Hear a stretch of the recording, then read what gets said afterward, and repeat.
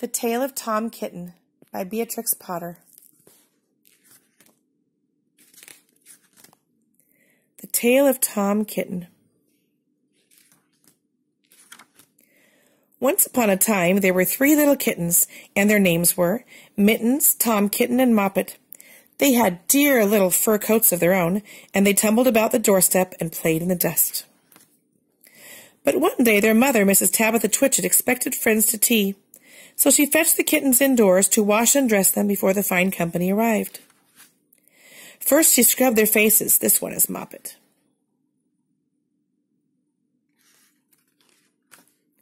Then she brushed their fur. This one is Mittens. Then she combed their tails and whiskers. This is Tom Kitten. Tom was very naughty, and he scratched. Mrs. Tabitha dressed Moppet and Mittens in clean pinafores and tuckers, and then she took all sorts of elegant, uncomfortable clothes out of a chest of drawers in order to dress up her son Thomas. Tom Kitten was very fat, and he had grown. Several buttons burst off. His mother sewed them on again.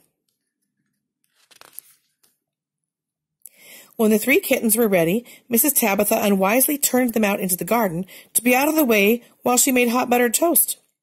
Now you keep your frocks clean, children. You must walk on your hind legs. Keep away from the dirty ash pit and from Sally Hennypenny and from the pigsty and the puddle ducks. Moppet and Mittens walked down the garden path unsteadily. Presently they trod upon their pinafores and fell upon their noses. When they stood up, there were several green smears. "Let us climb up the rockery and sit on the garden wall," said Moppet. They turned their pinafores back to front and went up with a skip and a jump. Moppet's white tucker fell down into the road. Tom Kitten was quite unable to jump when walking upon his hind legs and trousers. He came up the rockery by degrees, breaking the ferns and shedding buttons right and left. He was all in pieces when he reached the top of the wall. Moppet and Mittens tried to pull him together. His hat fell off, and the rest of his buttons burst. While they were in difficulties, there was a pit-pat, paddle-pat, and the 3 puddle ducks came along the high, hard road, marching one behind the other and doing the goose step. Pit-pat, paddle-pat, pit-pat, waddle-pat.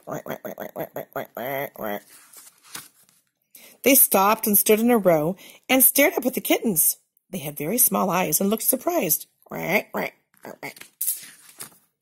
Then the 2 duck birds, Rebecca and Jemima Puddle Duck, picked up the hat and tucker and put them on.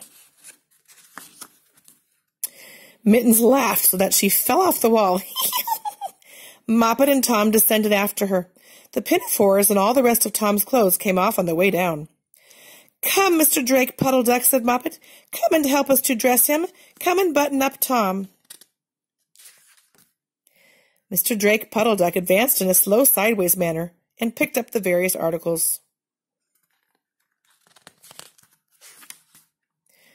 But he put them on himself. They fitted him even worse than Tom Kitten. "It's a very fine morning," said Mr. Drake Puddle Duck.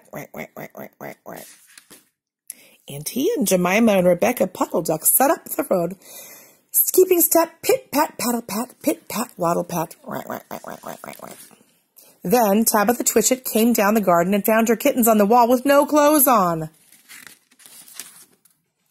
She pulled them off the wall, smacked them, and took them back to the house. "My friends will arrive in a minute, and you are not fit to be seen. I am affronted," said Mrs. Tabitha Twitchit.